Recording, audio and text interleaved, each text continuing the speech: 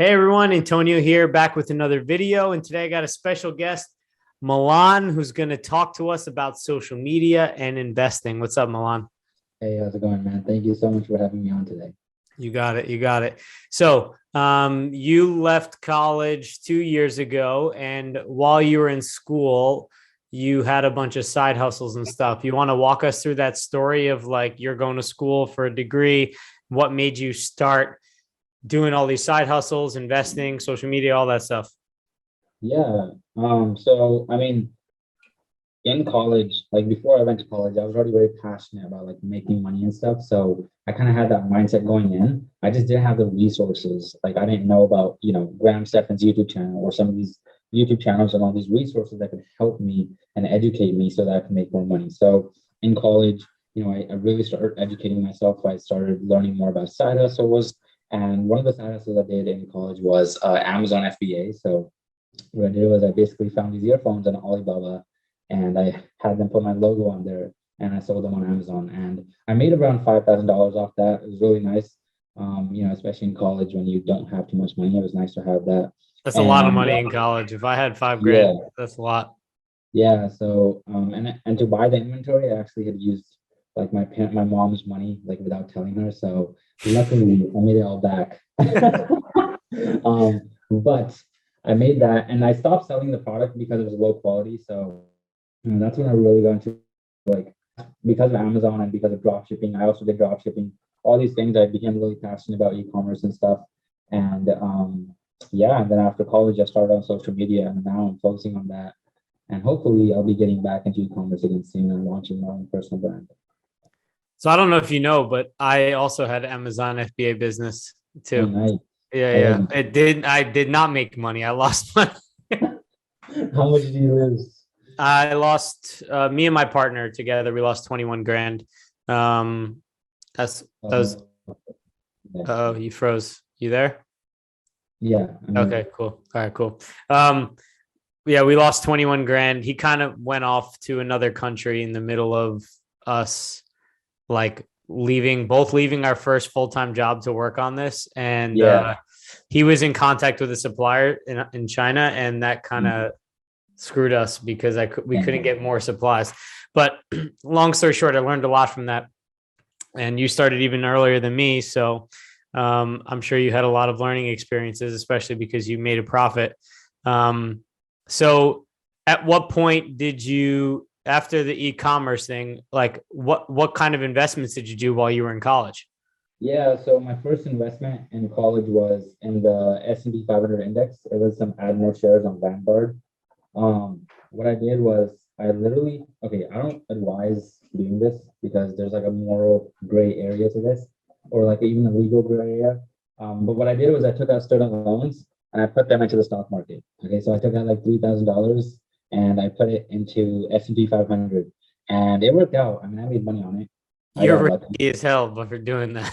but that's how I first started investing. Okay, because before that I had just been learning, but it's not like I had tons of money to do it. So then I was talking to somebody that where I worked at, and they like pushed me. And then what I did was I was like, okay, you know what? Let me take out these student loans.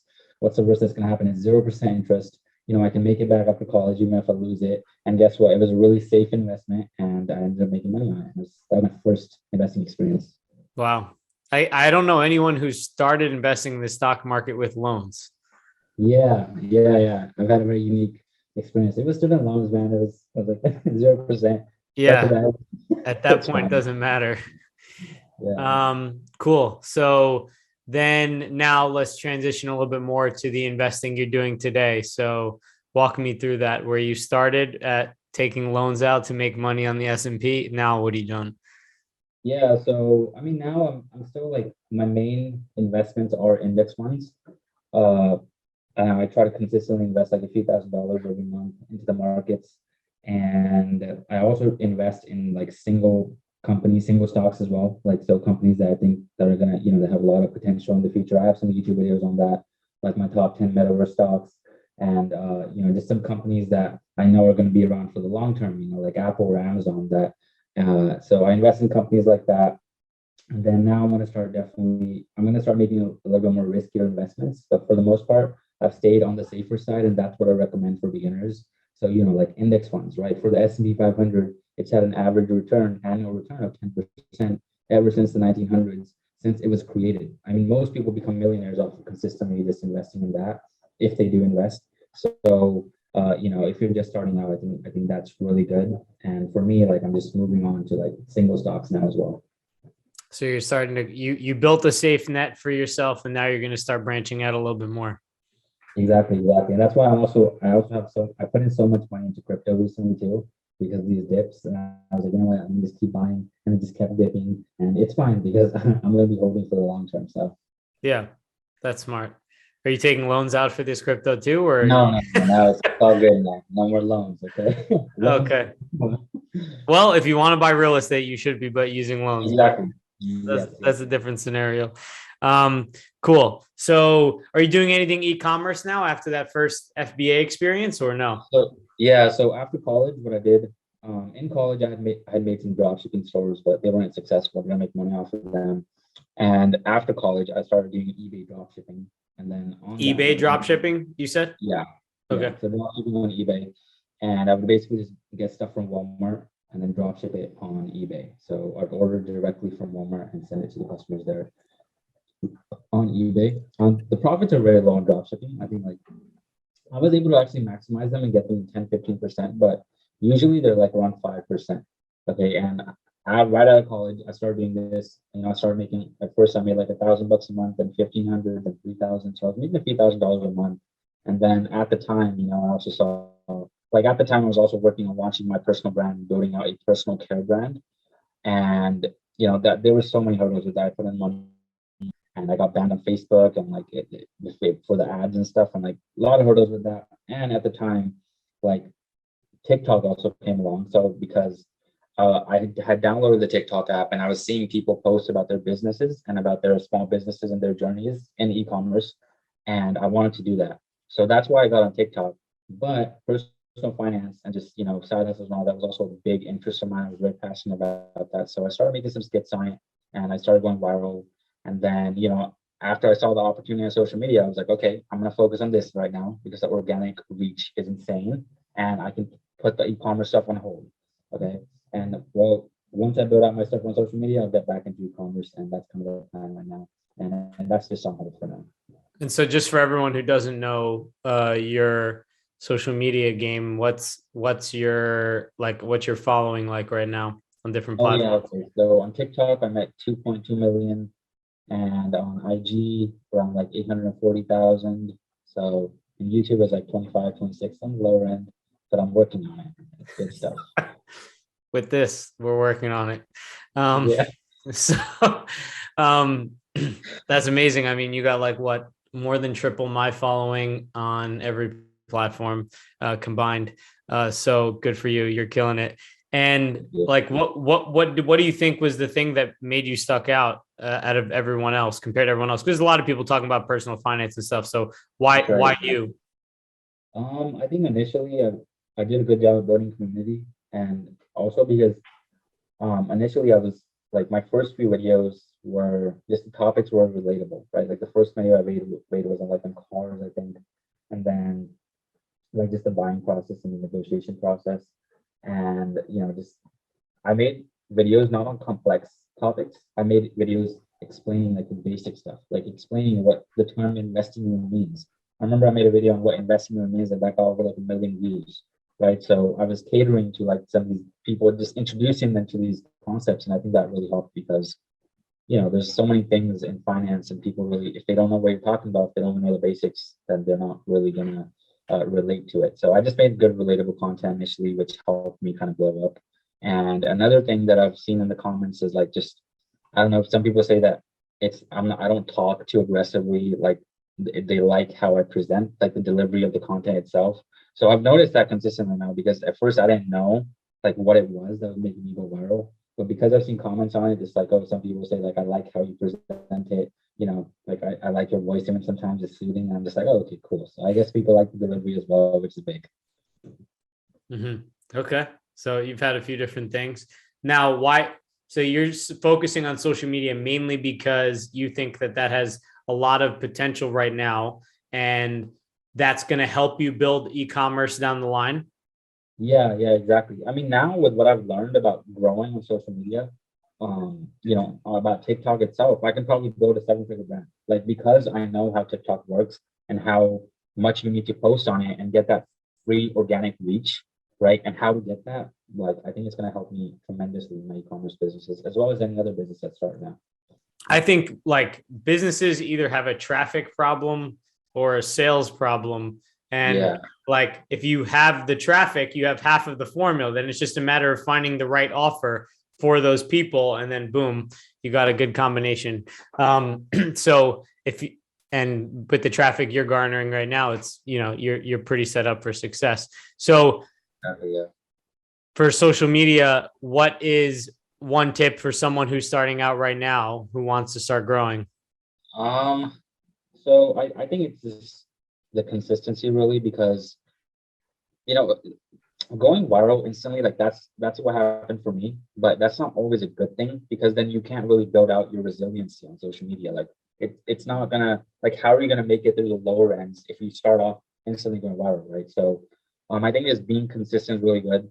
And I was put through that test my second month because the first month on TikTok I gained 500,000 followers. And I was like, okay, you know what, I'm gonna keep this going, let's go.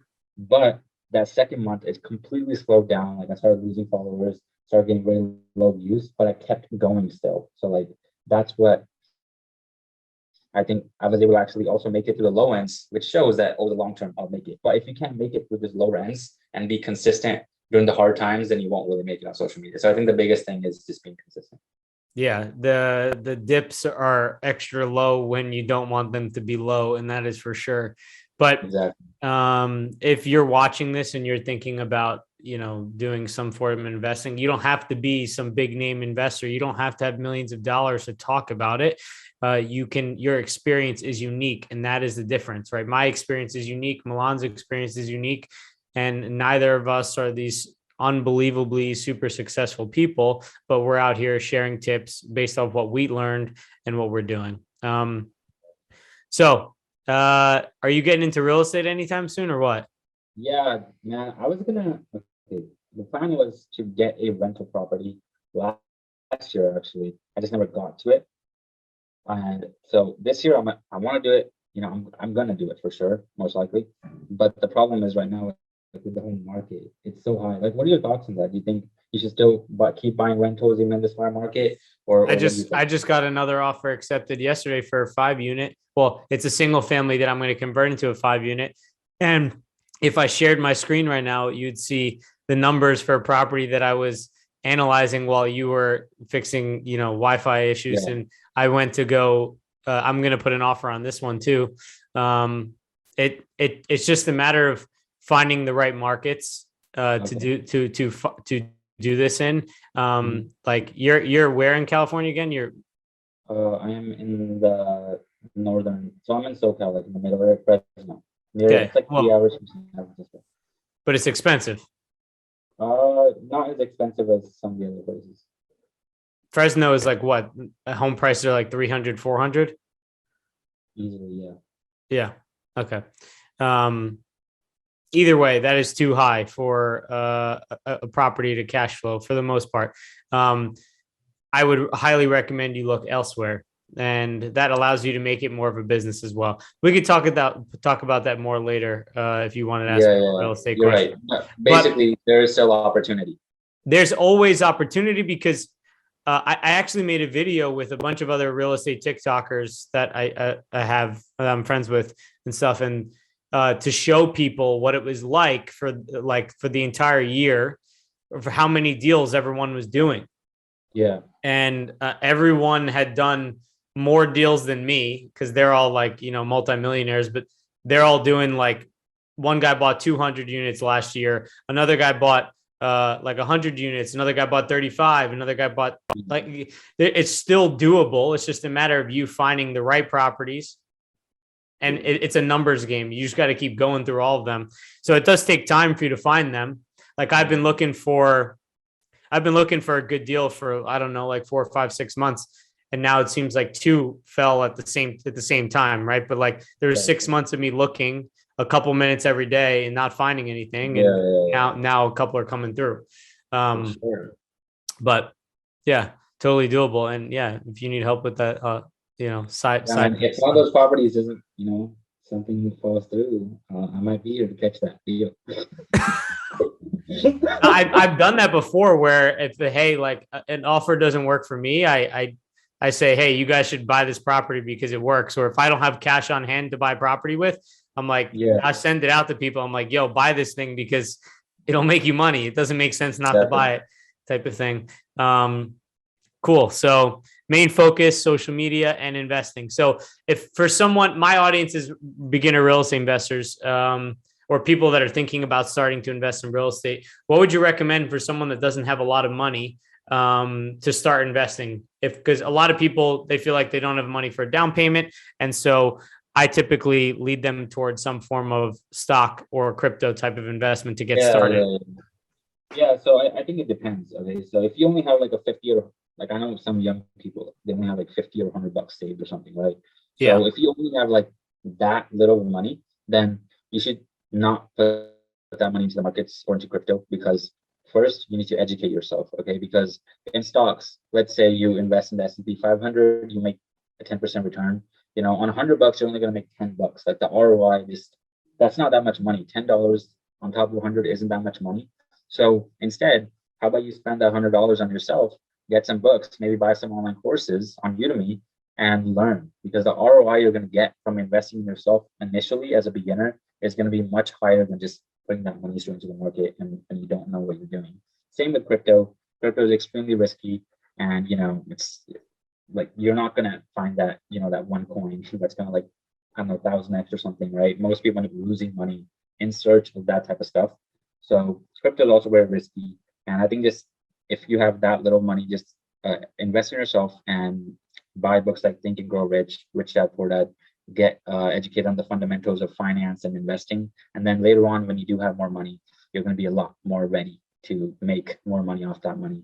And yeah, but if you have a consistent income coming in, then I just recommend investing in index funds. Okay, so something like the S&P 500, super simple. Just invest on it on a consistent basis. Like every month, put in maybe $500 or $200 or how much ever you can afford. If you have a consistent income coming in, and yeah, as a beginner, I think that's the best thing to do.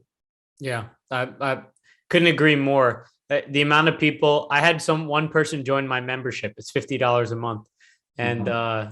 this is something I was going to tell you anyway. But the person asked for a refund after they were in for the entire month because their bank account didn't have any money in it, and they sent me a screenshot of their bank account, and I'm like, you should not be spending $50 on like a coaching program or something if you only have $50 to invest. Now, Yeah, if you have $50 to do anything with, focus on making sure you have an emergency fund and focus on making sure you have like go to the library and get books on learn about this. Don't spend money on the books for Christ's sake. You need to worry about making sure you are good. Like you're in survival mode if you have $50. So get a job, find a way to make some money and start saving. Once you pass that level, then we can start worrying about, okay, financially I'm safe.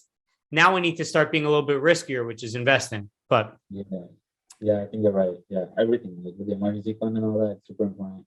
And yeah, just invest in yourself first. And if you have a little bit, just don't be. Yeah, that's not a good decision to get coaching when you don't even have money to invest. yeah. Right. Because what are you going to do with the information? Nothing. All right, cool. So Milan, it's been great having you. Where should everyone go to find more about you?